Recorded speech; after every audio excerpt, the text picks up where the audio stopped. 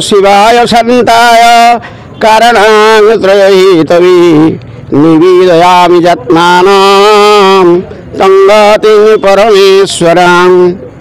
अद्य दिवस पुण्येश्वर करंजिया स्थित पुण्येश्वर मंदिर रे पुण्येश्वर महादेवंकर विवाह कार्य अनुष्ठित होउची।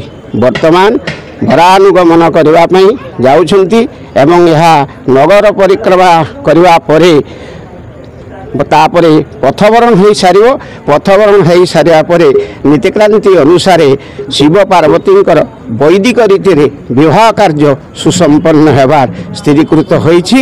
वर्तमान यही कार्य वर्तमान चालू रही।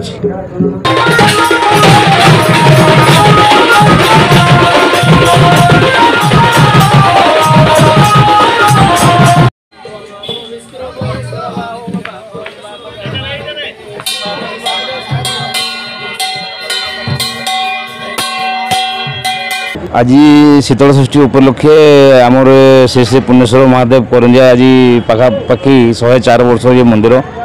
तेणु ये परंपरा बहु विगत वर्ष आगु चली आसी सुचारू रूप में पालन कर चलीचु। एवं आज बाबा शिव विवाह महोत्सव धूमधाम पालन करुचु एवं बाबा जो रीतिनीति जहाँ अच्छी से अनुसार कार्यक्रम चली।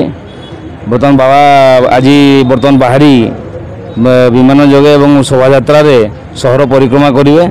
परिक्रमा कर आसी पुणी मंदिर में पहुँची विवाह कार्य आरंभ हो एवं रात्रि भक्तगण समस्ते रात्रि अन्न सेवन कर घर को जी सुव्यवस्था मंदिर परिचालना तरफ कराई।